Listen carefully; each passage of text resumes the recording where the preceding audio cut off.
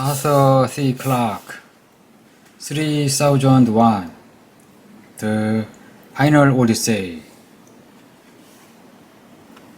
He is a prophet of the space age, the times. Chapter 5, Education. Paul was both astonished and delighted, and the television set was wheeled into the room and positioned at the end of his bed. Delighted because he was suffering from mild information starvation, and astonished because it was a model which had been obsolete even in his own time. He had to promise the museum he would give it back. Matron informed him, and I expect you know how to use this. As he handled the remote control, Paul felt a wave of acute nostalgia sweep over him. As few other artifacts could do, he brought back memories of his childhood and the days when the most television sets were too stupid to understand spoken commands. Thank you, Matron. Much the best news channel. She seemed puzzled by his question, then brightened. Oh, I see what you mean. But Professor Anderson thinks you are not quite ready yet.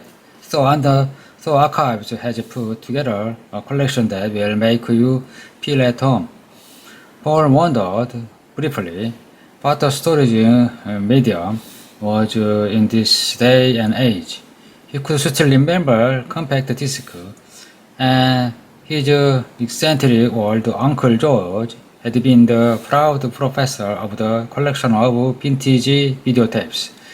But surely that technological contest must have finished centuries ago in the usual Darwinian way, with the survival of the fittest. He had to admit that the selection was well done by someone in Prague, familiar with the early 21st century. There was nothing disturbing, no wars or violence, and very little contemporary business or politics, all of which would now be utterly irrelevant. There was some light comedy, sporting events.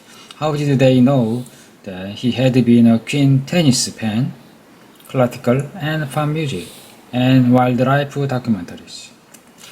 And whatever had put this collection together had a sense of humor, or they would not have included episodes from each Star Trek series. As a very small boy, Paul had met both Patrick Stewart and Ronald Nimoy. He wondered what they would have thought if they could have known the destiny of the child who had shyly asked for their autographs. A depressing thought occurred to him soon after he had started exploring, much of the time in fast-forward, 3 relics of the past. He had these relics of the past. He had read somewhere that by the turn of the century, his century, there were approximately 50,000 television stations broadcasting simultaneously.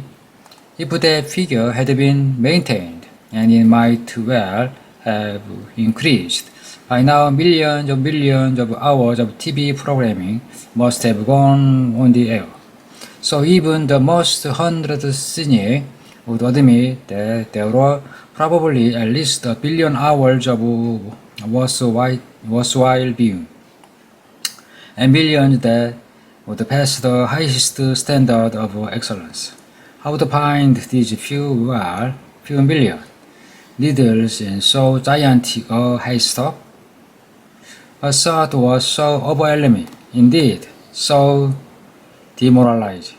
So after a week of increasingly aimless channel swapping, Paul asked for the set to be removed.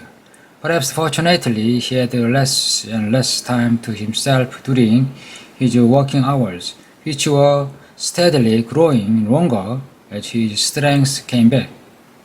There was no risk of boredom, thanks to the continual parade not only of serious researchers but also inquisitive and presumably influential citizens who had managed to filter past the palace guard established by Matron and Professor Anderson.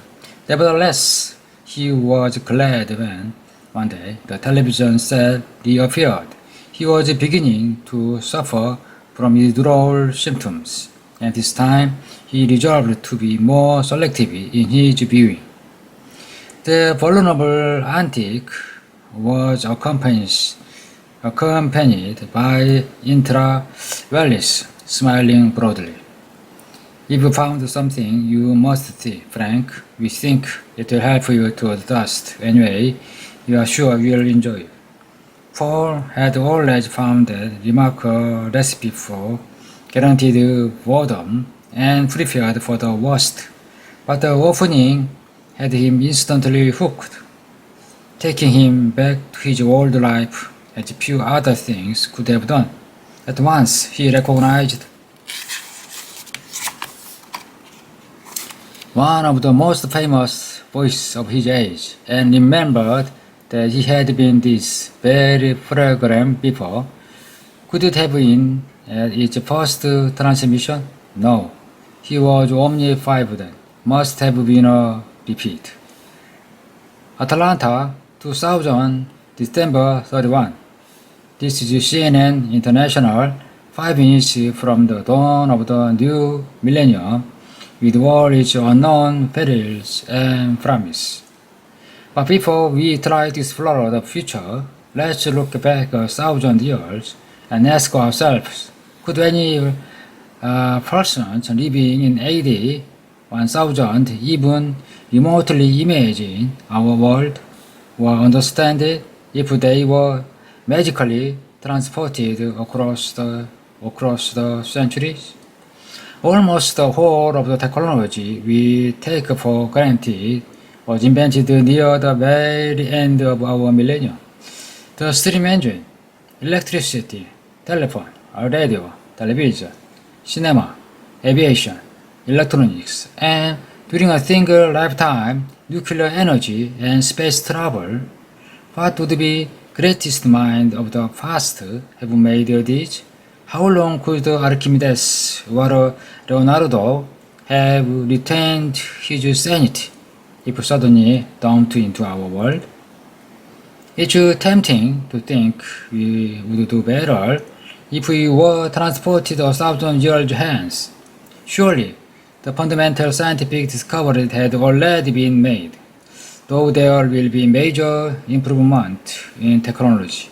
Will there be any device, anything as magical and incomprehensible to us as a pocket calculator or a video camera would have been to Isaac Newton? Perhaps our age is indeed sundered from all those that have gone before. Telecommunications, the ability to record image, to sound once irrevocably lost. One conquest of the air and space. All these have created a civilization beyond the wildest fantasy of the past.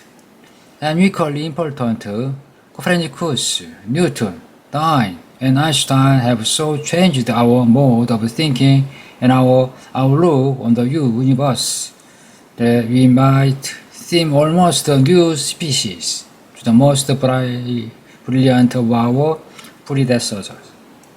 And will our successor, 1,000 years from now, look back on us with the same pity with which we regard our ignorant, superstitious, disease-ridden, short-lived ancestors? We believe that we know the answer, the question that they could not even ask. But what surprise does the third millennium hold for us? Well, here it comes. A great bell began to toll the stroke of midnight. The last vibration throbs into silence. And that's the way it was. Goodbye, wonderful and terrible 20th century. And the picture broke into a myriad fragments, and the new commentator took over, speaking with accented Paul could now easily understand, and which immediately brought him to the present. Now, in the first minutes, in the year 3001, we can answer the question from the past. Certainly, the people of 2001 who were just watching would not feel as utterly overwhelmed in our age as someone from 1001 would have felt in theirs. Many of our technological achievements they would have anticipated. Indeed, they would have expected satellite cities and colonies on the moon and planet. They might even have been disappointed because you are not that immortal and have sent proof only to the nearest stars. Abruptly, Intra swept off the recording. She asked later, Frank, you are getting tired, but I hope it will help you to adjust. Thank you, Indra. I'll have to sleep on it, but it certainly proved one point. What's that? I should be grateful I'm not 1001. Dropped into 2001. That would be too much of a quantum jump. I don't believe anyone could adjust to it. At least I know about electricity and won't die a fright if a picture starts talking at me. I hope, Paul told himself, that confidence is justified. Someone once said that any sufficiently advanced technology is indistinguishable from magic. Will I meet magic in this new world and be able to handle it?